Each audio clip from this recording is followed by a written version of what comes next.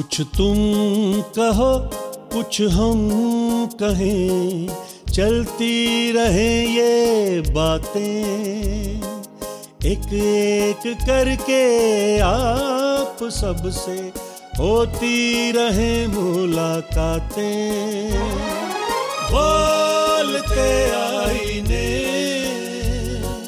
बोलते आईने।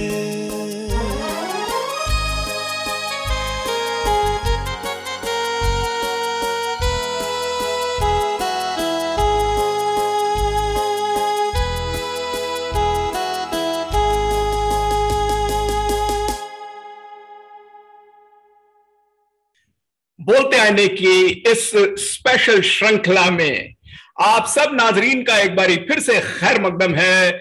दोस्तों, मैं हूं आपका दोस्त सैमसन डेविड।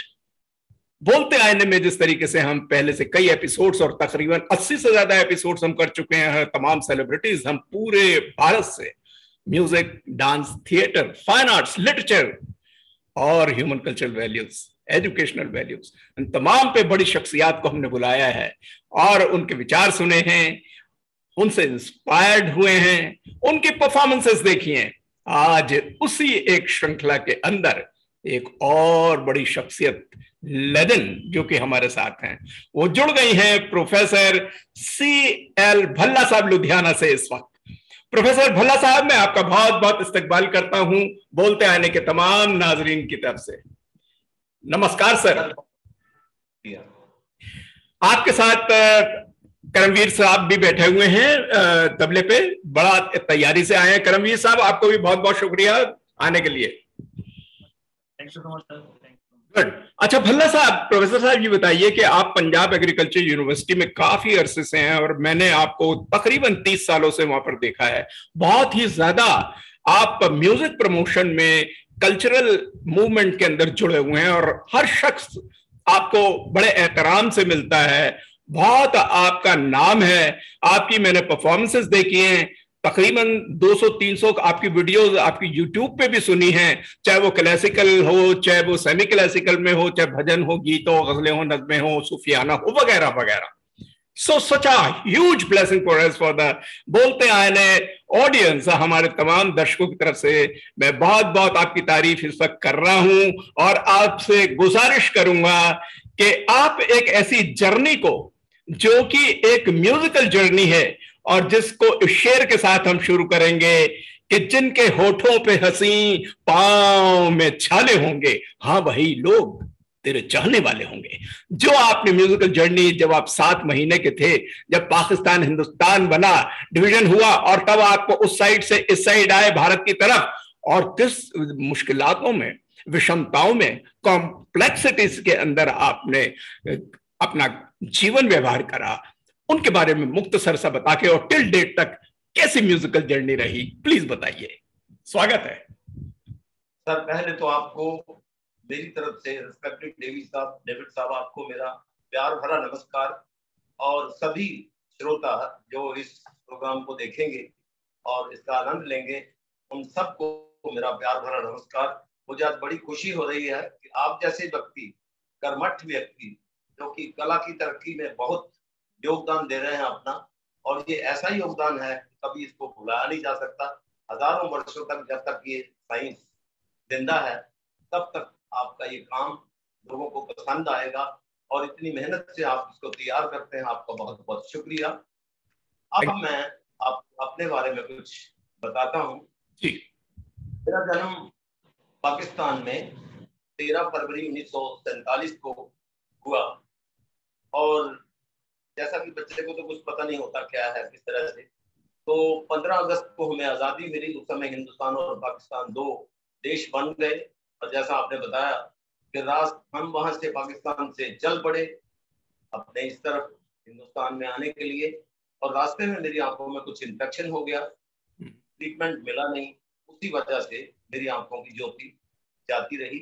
मेरे भाई साहब बड़े थे, उनकी भी आंखों में इन्फेक्शन हुआ, पर वो ठीक हो गए, पर मेरे साथ ये इंसिडेंट हुआ। हो सकता है मेरी किस्मत में कुछ इसी तरह का लिखा था, तो मैं कुछ इसमें ये अपनी किस्मत का जो है वो योगदान मानता हूँ। मैं मैं कहता हूँ जो भी हुआ वो अच्छा हुआ कि मैं संगीत के साथ जुड़ा। और आके हम जालंधर में सेट हुए। 6-7 साल तक तो मुझे पता ही नहीं था कि मैं नेत्रहीन हूँ, क्योंकि गली मोहल्लों के बच्चों के साथ खेलते रहना और मजे लेना जिंदगी के, बस कुछ नहीं। और तो रेडियो हमारे घर में नहीं होता था, रेडियो कहीं किसी के घर जाके बैठ के सुनना, संगीत के साथ लगाव था। वैसे मेरे खानदान में किसी ने संगीत को नहीं अपनाया। मेरे बहन भाई मेरे से जो भी बड़े हैं या थे, उनमें से कुछ की डेथ हो गई, तो किसी ने नहीं अपनाया। तो मैंने ये बस कुछ परमात्मा की, सरस्वती माँ की कृपा हुई और ये मैंने शुरू किया।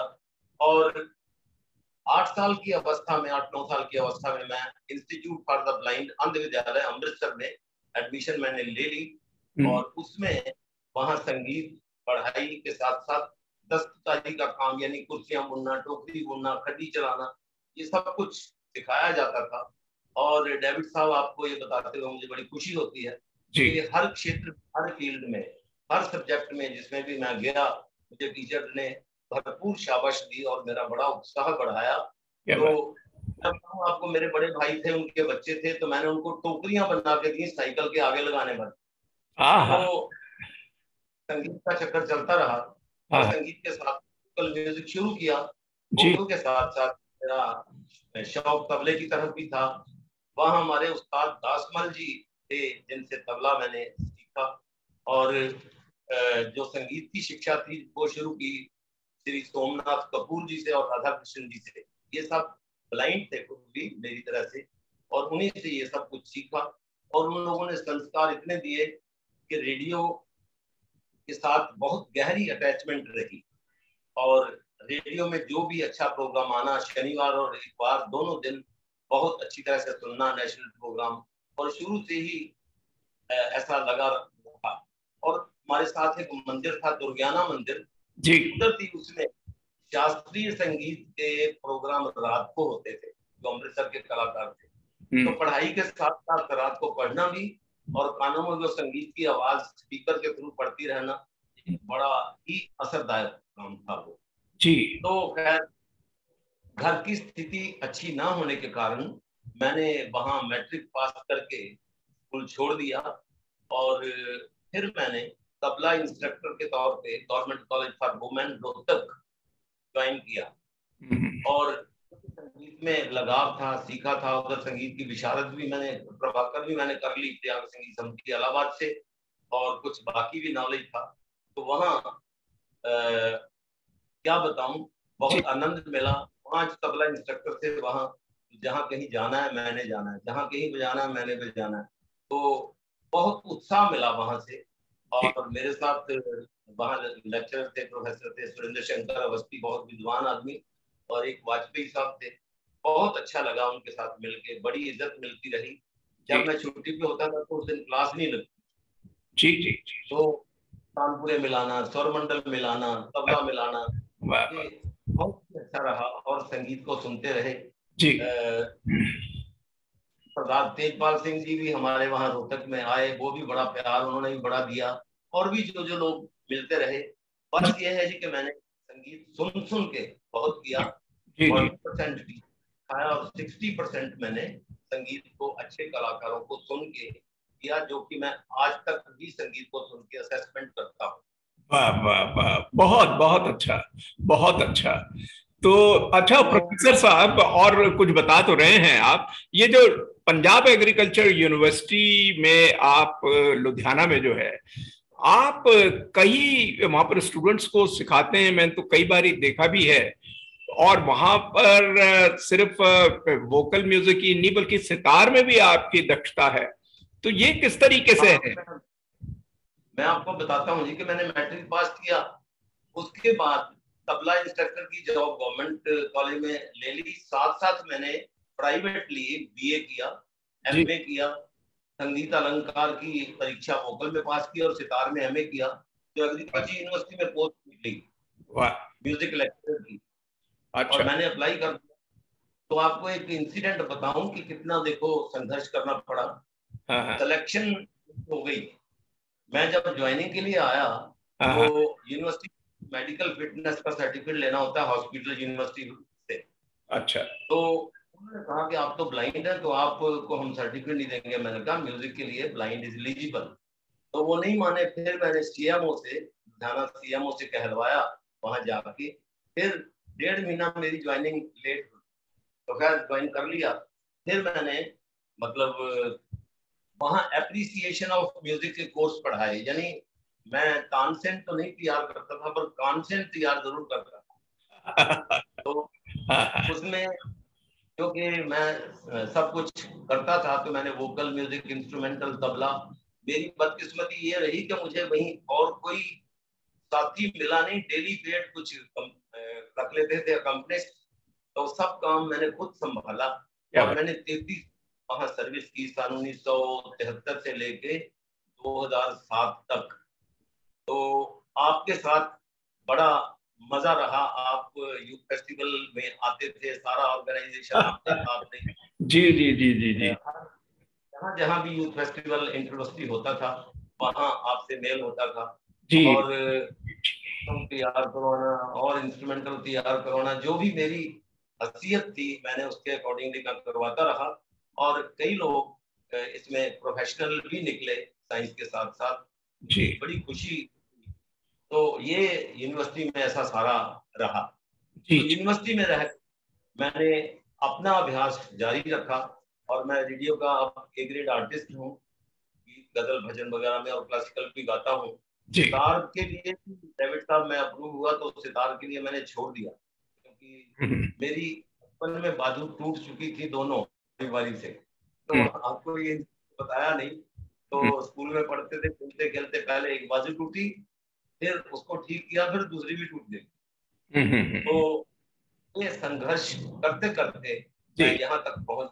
रेडियो में भी अब मेरी जो धर्मपत्नी हैं, उन्होंने भी बड़ा सहयोग दिया, वो सेटेड है और बड़ा साथ रहा। 2 बच्चे हैं मेरे, एक बेटी अमेरिका में है, बेटा यहाँ है। और बेटी ने वहाँ यहाँ पंजाब से, पंजाब यूनिवर्सिटी से गोल्ड मेडलिस्ट एमए किया।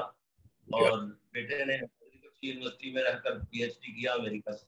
तो ये सब जिंदगी का संक्षिप्त हाल मैंने आपको बड़ी तेजी से बता दिया। तो 2007 से मैं रिटायर हुआ, और बीच में बस रेडियो टीवी प्रोग्राम करना, लोगों को सिखाना।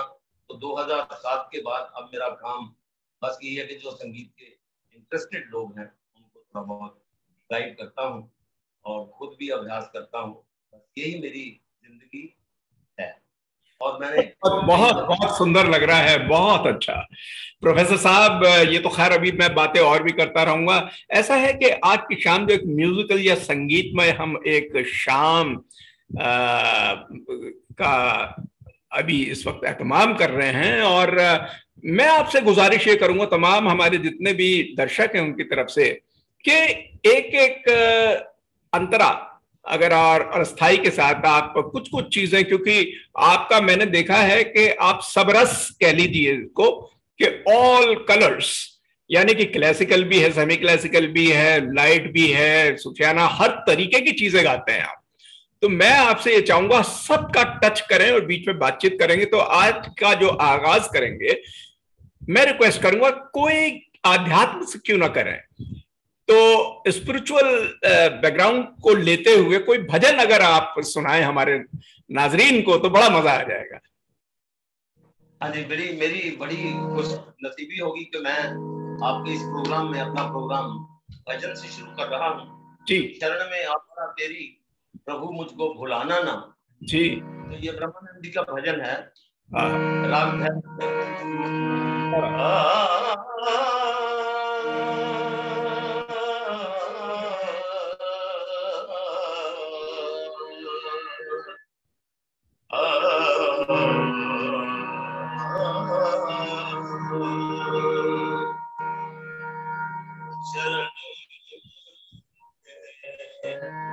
आपड़ा तेरी प्रभु बुलाना चरण में आपड़ा तेरी प्रभु बुलाना प्रभु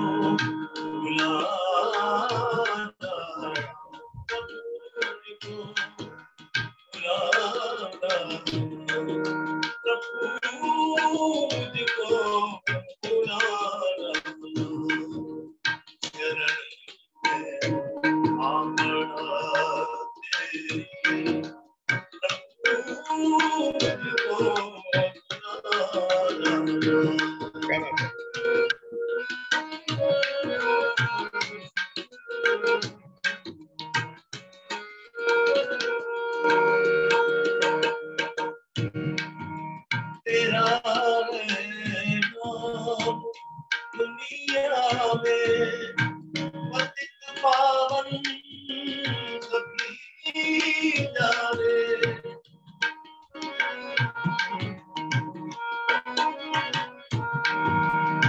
तेरा नाम दुनिया में पतित पावन सभी जाने।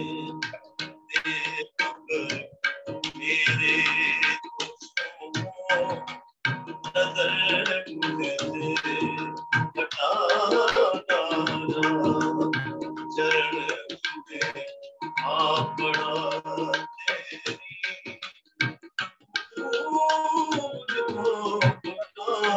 मुझको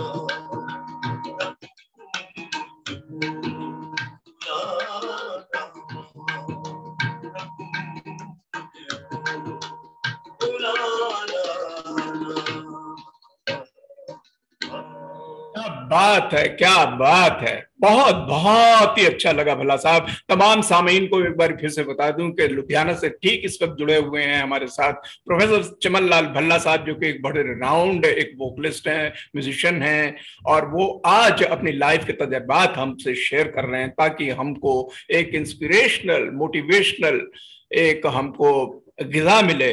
और अब मैं एक भजन के बाद मैं चाहूंगा प्रोफेसर साहब, आपको जैसे कहा सबरस का या सबरंग का एक प्रोग्राम आज हम कर रहे हैं, ये मान लीजिए, और अभी जैसे भजन गाया, मेरा ख्याल है कि ये भैरवी का टच लग रहा था इस पे, और बहुत ही है ना भैरवी। अरे हाँ हाँ, और देखिए भैरवी है तो रागों में राग, और सबसे ज्यादा भजन के लिए जो भैरवी ही मानी जाती है। तो अच्छा प्रोफेसर साहब ये बताइए कि क्लासिकल जो है हमारे तमाम संगीत का एक खास गढ़ है। वैसे तो देखिए जनजातीय संगीत, फिर फोक और तमाम इन चीजों से फिर क्लासिकल निकलना, क्लासिकल के साथ ध्रुपद है, ध्रुपद के बाद जो है फिर हमारे सेमी क्लासिकल आते हैं और तमाम चीजें आती हैं, और बहुत सारी चीजें, इन तमाम चीजों को अनरोल करेंगे, हम डिस्कस करेंगे।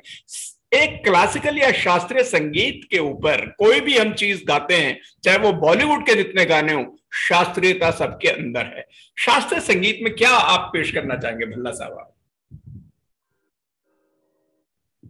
डेविड साहब, बात यह है कि शास्त्रीय संगीत समझा जाए, अगर ठीक तरह से गाया बजाया जाए, तो ये संगीत की जड़ है। और स्वरों को उसके आंतरिक रूप में जब हम लगाते हैं तो एक विशेष प्रकार की सांत्वना, एक विशेष प्रकार के भाव उत्पन्न होते हैं, जो कि हम स्वरों के द्वारा अपने साथियों को या सुनने वालों को स्वर के माध्यम से व्यक्त करते हैं। तो शास्त्रीय संगीत एक बहुत पवित्र चीज है, इसमें किसी दूसरी चीज का मिश्र होना बहुत ही असंभव है। बात यह है कि स्वर, ताल, लय, ये तो हो गए संगीत के तीन अंग। पर जब हम शास्त्रीय संगीत में साहित्य की बात करते हैं तो जो मैं महसूस करता हूँ कि साहित्य में संगीत की अभी तक संगीत में साहित्य की बहुत कमी है।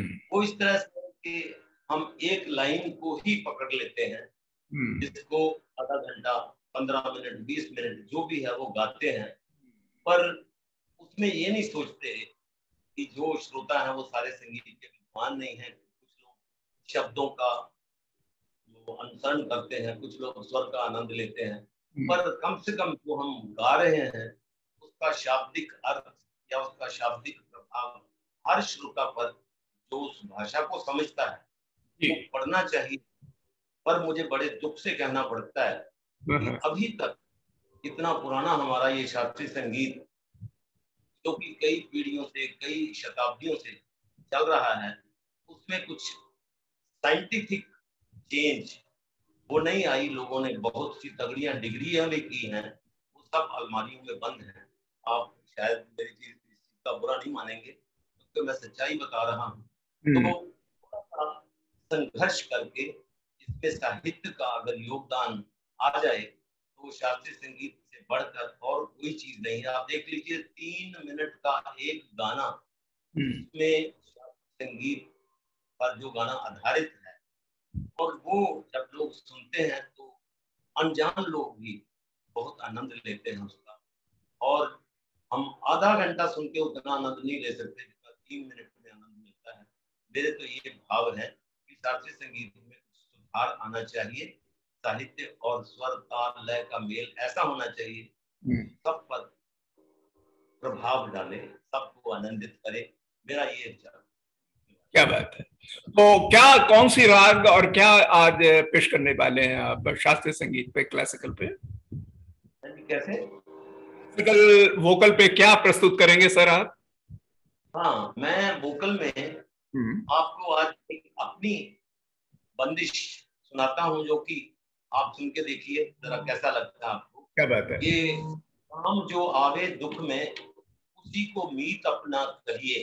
काम जो आवे दुख में उसी को मीत अपना कहिए। ये है दुख के साथी है तो तेरे दुख में कोई ना आवे नेरे, जो सुख दुख को सम कर जाने, चमन पिया वाके बल बल जाइए।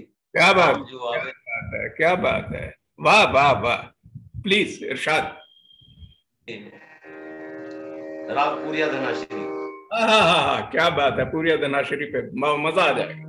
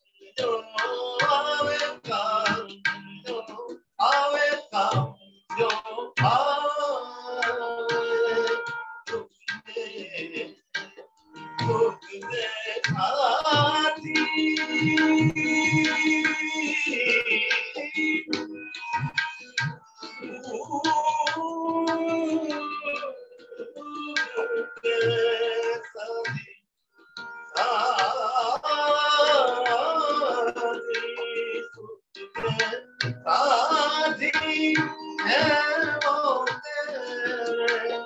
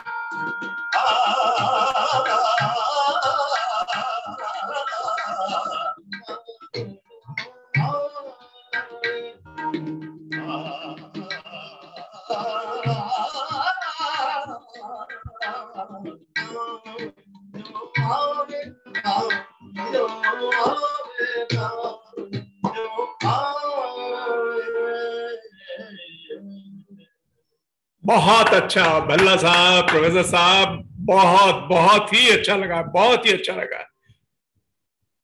बोलते आने में तमाम जितने भी नाजरीन सामीन हैं, एक बार फिर से मैं आपका स्वागत कर रहा हूं और बताते हुए मैं ये चलूं कि प्रोफेसर चमन लाल भल्ला साहब जो कि लुधियाना से हैं, पंजाब में एक बहुत ही पॉपुलर मशहूर सिंगर हैं और कई स्टूडेंट्स इनके निकले हैं और इनका बहुत जमानों के साथ संगीत के साथ सफर रहा है और उस सफर किया तमाम जो तबसरा जो आज हो रहा है। और इससे पेशतर के हमने सुना उनको भजन सुना, क्लासिकल म्यूजिक सुना, सेमी क्लासिकल म्यूजिक सुना, ये तमाम स्टोरी जो है हमारी चलती रहेगी और सब रंग हमने टाइटल दिया इस प्रोग्राम का ताकि हर रंग का मिजाज हम सुने। प्रोफेसर साहब से दरख्वास्त करना चाहिए, प्रोफेसर साहब एक बात बताइए, एक जो इवेंट चली है यूथ फेस्टिवल्स की और खासकर इंटर यूनिवर्सिटी यूथ फेस्टिवल जिन्हें हम यूनिफेस्ट भी बोलते हैं, ये 50s के अंदर मिनिस्ट्री ऑफ एजुकेशन और कल्चर ने शुरू की थी। और मैं अपने दर्शकों को, भल्ला साहब को तो मालूम है, दर्शकों को एक बार मैं बता दूं कि ये वही फेस्टिवल हैं जो ताल कटोरा गार्डन्स में दिल्ली में आयोजित होते थे। पंडित हरिप्रसाद चौरसिया, पंडित शिव कुमार शर्मा, बल्कि शिव कुमार शर्मा साहब का अभी जो इंतकाल हुआ है, ये संतूर बाद में बजाने लगे, पहले तबला बजाते थे और तबले में गोल्ड मेडलिस्ट रहे थे उस वक्त यूथ फेस्टिवल में। जगजीत सिंह जी, देबू चौधरी जी वगैरह वगैरह, उस्ताद अमजद खान जो कि गब्बर सिंह का रोल कर रहे हुए हैं, इनके भाई इम्तियाज खान, ये तमाम एक पूरा लश्कर है उस जमाने के यूथ फेस्टिवल का जो 50-60s में हुए। बाद में कुछ वक्फे के लिए रुके फेस्टिवल और 1985 में फिर से मंत्रालय के साथ मिलकर एसोसिएशन ऑफ इंडियन यूनिवर्सिटी यानी AIU के साथ मिलकर ये शुरू करें और मुझे उसमें लिया गया तय कि इन यूथ फेस्टिवल्स को आगे बढ़ाया जाए और ये यूथ फेस्टिवल जोनल और नेशनल लेवल पे करे जाते हैं। बाद में तो ये साउथ एशियन फेस्टिवल के नाम से, सॉफेस्ट के नाम से भी चलने लगे। मैं भल्ला साहब से ये कहूंगा इस वक्त, क्योंकि आप जजमेंट करने के लिए सारे जोनल और नेशनल में कई बार गए हैं, भल्ला साहब आपको कैसा लगा ये यूथ फेस्टिवल का कंट्रीब्यूशन कैसा है, जो हमारी लेटेंट छुपी हुई प्रतिभाएं हैं उनको और हमारा जो कल्चर, हमारा समाज में ह्यूमन कल्चरल वैल्यूज को प्रपोग करने के लिए क्या आपका तजर्बा है? डेविड साहब, ये यूथ फेस्टिवल शब्द सुनते ही जी जवानों के हमारी जो यूथ बॉयज और गर्ल्स हैं, इनको किसी तरफ भी लगाने के लिए एक खींच, एक उत्साह जो देता है वो सबसे बड़ी बात है कि यूथ फेस्टिवल देता है। जी जी। सबसे बड़ी बात यह है कि तरह तरह के प्रांतों के लोग, अलग अलग प्रांतों के लोग, तरह तरह के लोग आपस में मिलते हैं ना, जब अपनी चीजें जब सुनाते हैं, हर एक तरह की शास्त्रीय संगीत, सुगम संगीत, लोक संगीत, वाद्य संगीत, और सुन के एक उत्साह मन में पैदा होता है कि हम भी इस तरह से बजाएं, गाएं। और ड्रामा भी है, कविता भी है, और प्रतियोगिताएं भी हैं। इतनी अलग अलग तरह की प्रतियोगिताएं पहले यूनिवर्सिटी लेवल के से पहले कॉलेज के लेवल पे पहले होती हैं जी। और फिर उसके बाद इंटर कॉलेज होता है, फिर उसके बाद यूनिवर्सिटी का अपना जो फाइनल यूथ फेस्टिवल होते हैं वो होते हैं। फिर जो उसमें से विन करते हैं बच्चे, वो इंटर यूनिवर्सिटी फेस्टिवल में हर एक जोन में जाते हैं। और जोन के बाद नेशनल फेस्टिवल होता है।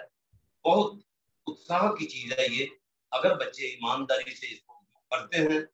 वो इसीलिए तो जो आपने नाम लिए महान विभूतियों के, जी, वो इसी स्टेज निकले और उन्होंने अपना नाम, देखिए कैसे नाम कमाया।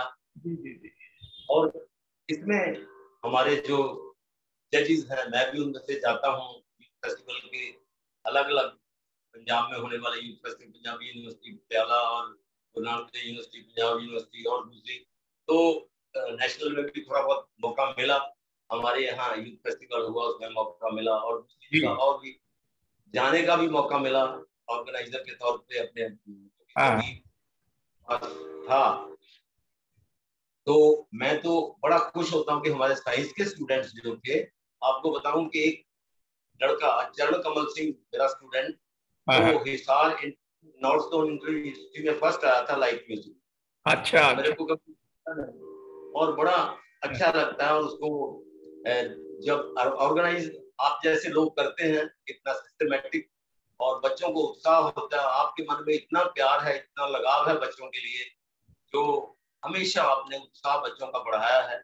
और ऑर्गेनाइजेशन में जो भी कुछ कभी भी कमी रहती है उसको आपने दूर किया है, और जो जो सुझाव लोग देते हैं आप उनको भी मानते हैं।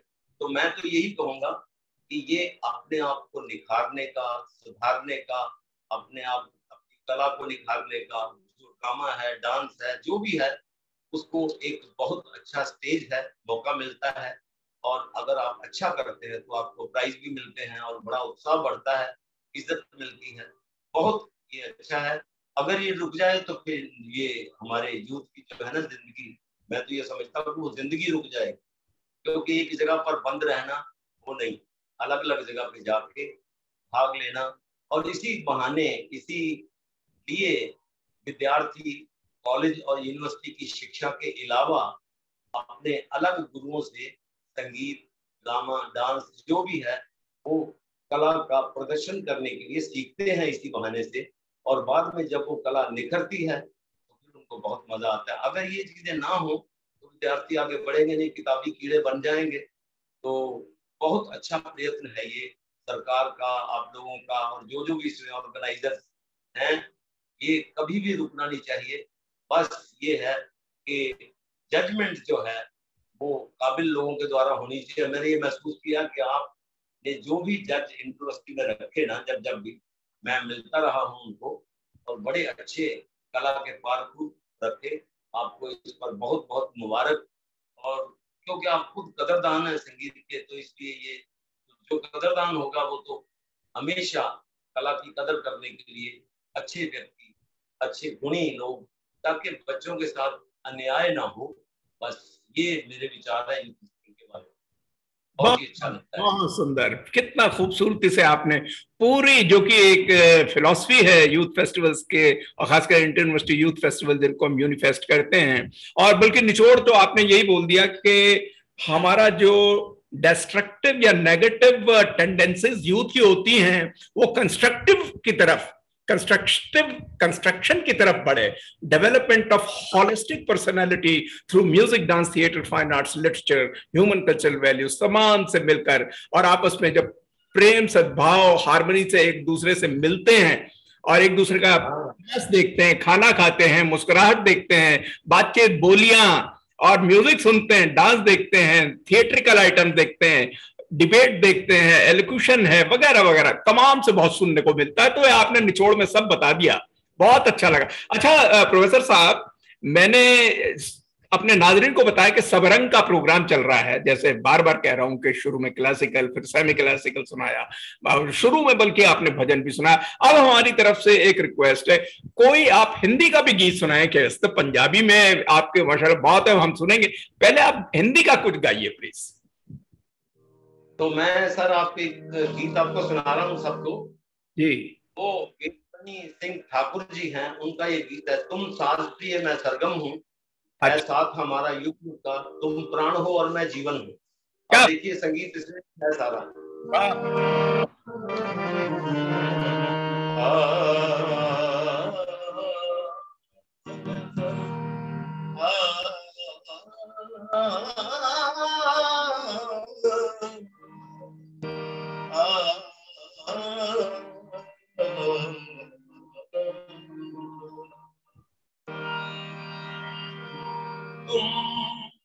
साज प्रिय मैं सरगम हूँ, तुम साज प्रिय मैं सरगम है, साथ हमारा युग हमारा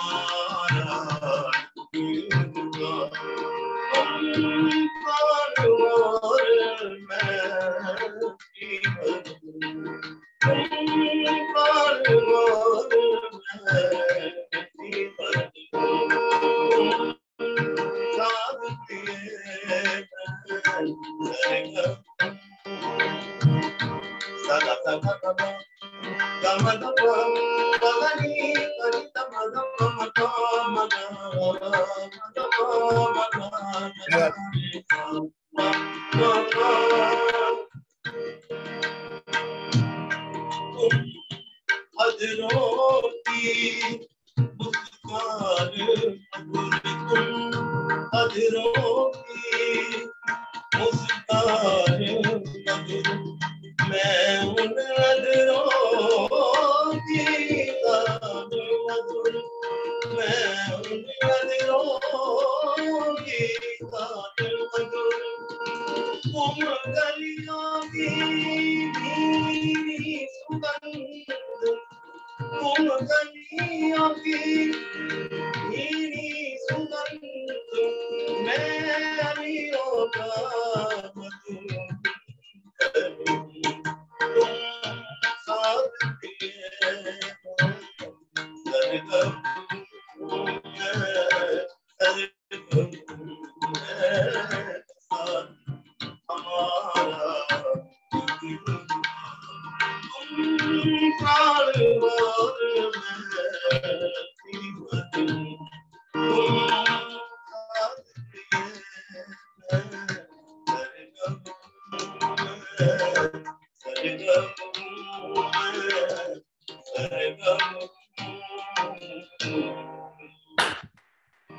This is so enthralling, fabulous, wonderful.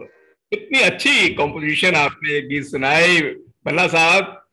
Bhalla साहब, जो म्यूजिकल हमारी नशिश चल रही है और लगातार हर रंग हम देख रहे हैं। देखिए पंजाब जो है, वहां इस वक्त आप लुधियाने में बैठे हुए हैं। लुधियाना में अभी कुछ देर पहले आपने बताया शायद मौसम बड़ा एक डिस्टर्बिंग हो गया था, थोड़ा सा तूफान सा आ गया, तो ठंडक भी हो रही होगी इस गर्मी में, बड़ा अच्छा लग रहा है। तो क्यों ना आप पंजाबी में या तो कोई गीत या फोक गीत, कुछ भी आपको लगे, तो हमारा पंजाबी ऑडियंस बहुत वर्ल्ड वाइड फैला हुआ है, तो कुछ पंजाबी बेस भी सुनाइएगा। क्या गाने जा रहे हैं वो भी बताइए प्लीज। असल में सर मैं जो भी चीजें गा रहा हूँ ये लिखी हुई तो अलग अलग है। ये जो आपको बता ही दिया हिंदी गीत था, ये कंपोजिशन मेरी अपनी है। अच्छा। और अब एक गीत गा रहा हूँ। क्या बात है, बहुत कमेंट है, मैं आपके लिए तारीफ करूंगा। लोग इधर आपकी खुद की कॉम्पोजिशन से आप इतना खूबसूरत लग रहा है और बहुत ही अच्छा लग रहा है। वाह वाह, बहुत खूबसूरत सर, बधाई आप। बहुत मजा आ रहा है मेरे को। जी जी। और ये है हमारे मेरे एक मित्र हैं, वो लिखते हैं बड़ा अच्छा पंजाबी में। चुम चुम रखा यार दी चिट्ठी है क्या कर इन्हें नाल लामा तार दी चिट्ठी है। ये गल है, ये बल्ले बल्ले, वाह सुना रहा हूँ। वाह। तो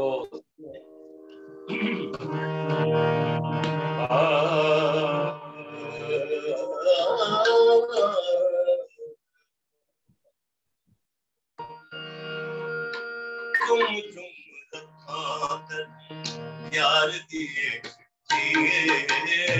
तुम यार दिए इन्हें नाल लावा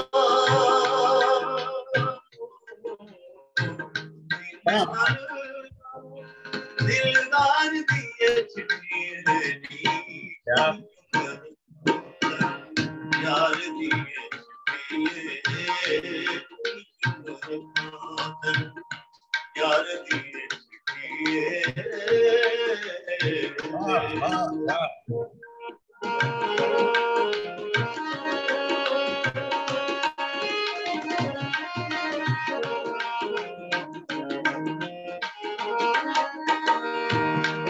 चढ़ पीछे तू बाहर लगे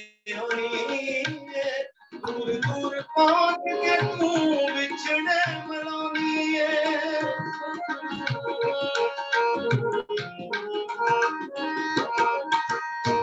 मत चढ़ पीछे तू बाहर लगे दूर दूर पहुंच के तू बिछड़े मनानी दूर दूर पहुंच के तू बिछड़े मनानी गम वाली खुशी गम वाले बेड़े सिंगार दिए गम वाले बेड़े सिंगार दिए इन्हें नलड़ावा दिलदार दिए यार दिए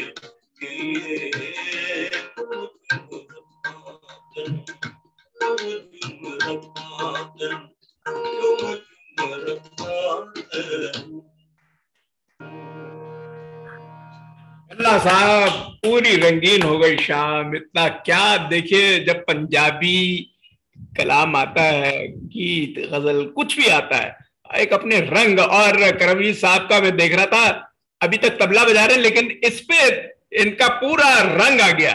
बहुत बहुत ही अच्छा, बहुत बधाई हो आपको सर, बहुत बहुत।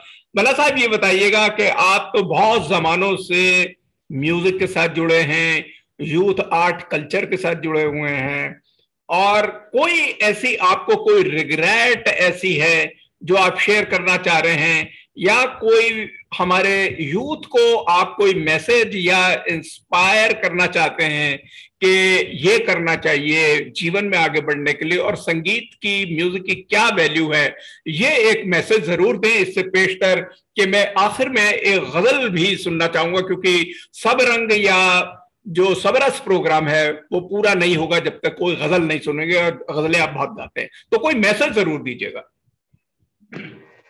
सर आपने प्रश्न बहुत अच्छा किया जी। और मैं हमेशा इस विषय में बोलता हूँ। असल में ये जो हमारा संगीत या कोई भी लिटरेचर है, सबसे बड़ी बात तो ये है इसमें लगन का होना बहुत जरूरी है। वाह वाह। तो लगन नहीं है फिर अभ्यास नहीं होगा। बहुत बड़ी। उस तरफ बात करेंगे कुछ होगा कुछ, जाना किस तरफ है और रास्ता भूल जाएंगे। तो असल में संगीत की बात मैं करता हूँ।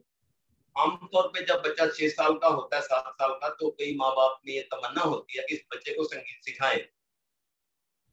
तो हमारी बदकिस्मती ये है कि लोग घर में ट्यूटर रख देते हैं, घर में संगीत टीचर रख देते हैं, और वो संगीत टीचर क्या सिखा रहे हैं, उनकी एबिलिटी अपनी कितनी है, तो इससे बड़ा ये धक्का पहुंचता है कि बच्चा 8 महीने में कुछ सीख नहीं पाता। तो बच्चा खेल खेल में बस खेलता रहता है टीचर के साथ।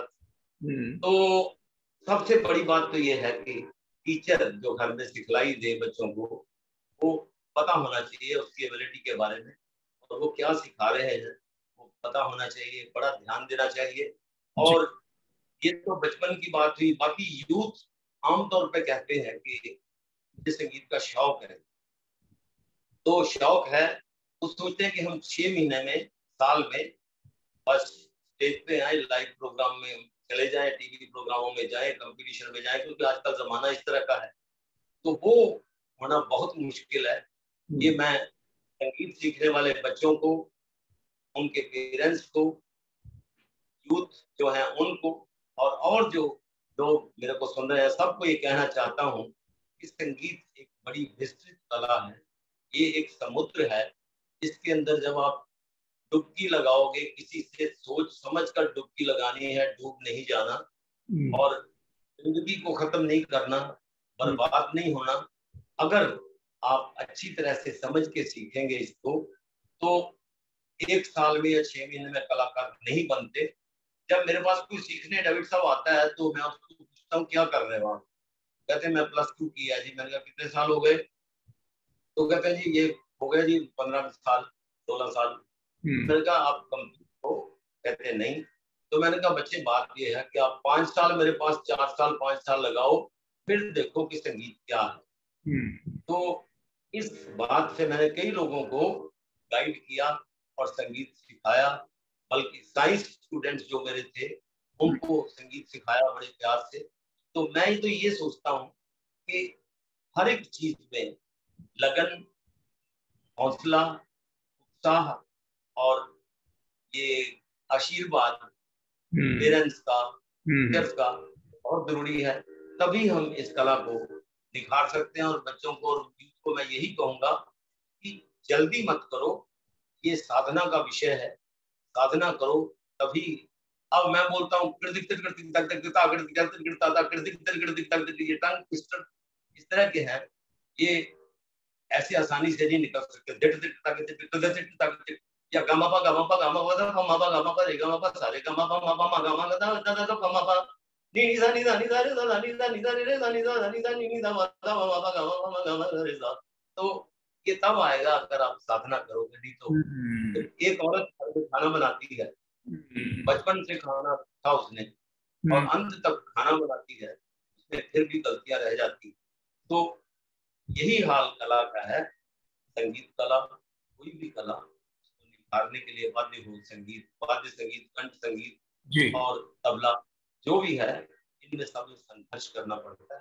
अच्छा गुरु चाहिए, संघर्ष चाहिए, और डेविड साहब आप जैसे लोग उत्साह बढ़ाने के लिए चाहिए, प्रेरणा देने के लिए चाहिए, तभी ये कला जो है ना निखरेगी। जी, बिल्कुल बिल्कुल ऐसा ही रहेगा। तो आखिर में अब कोई गजल, और कौन सी गजल सुना रहे हैं, कौन सी राग पे, कौन उसके लिखा है, किसने, वो बताइएगा और पेश कीजिएगा प्लीज। हाँ जी, तो मैं आपको एक गजल सुना रहा हूँ। किसी से मेरी मंजिल का पता पाया नहीं जाता, जहां मैं हूँ फरिश्तों से वहां आया नहीं जाता। अच्छा जी। तो ये कलावती और 2-3 राग मिले हुए हैं, तो ये आप सुनिए। वो राइटर मुझे ध्यान नहीं आ रहा, कोई बात प्लीज। हाँ, मखमूर देहलवी। अच्छा जी, अच्छा अच्छा।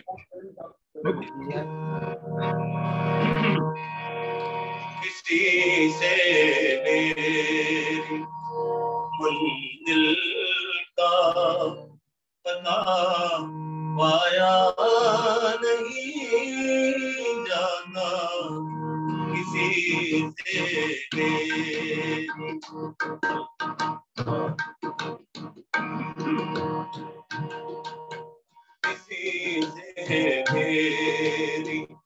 मंजिल का पाया नहीं जाता, जहाँ मैं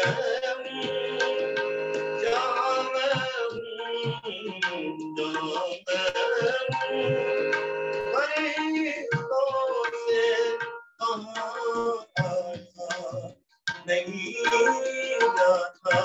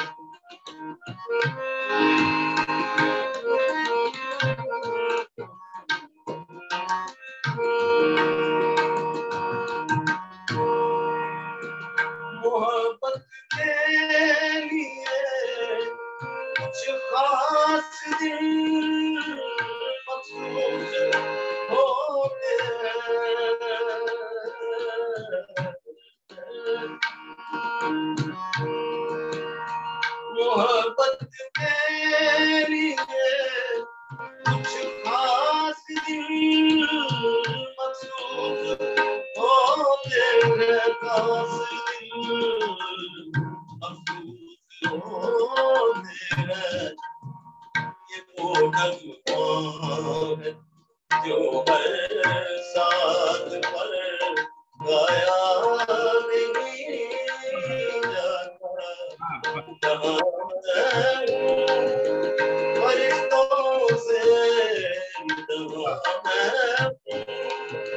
फरिश्तों से महाया नहीं जाता, किसी से मेरी मंदिर का पता पाया नहीं जाता, पता पाया नहीं जाता, पता पाया नहीं जाता।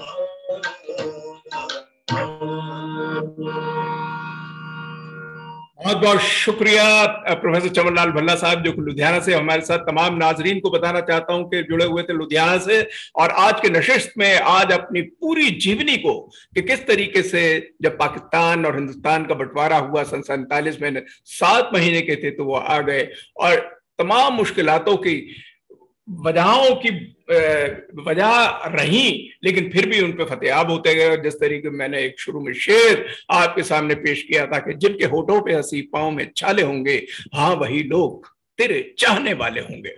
मुझे बहुत बहुत शुक्रगुजार हैं एक बार फिर से चमनलाल भल्ला साहब।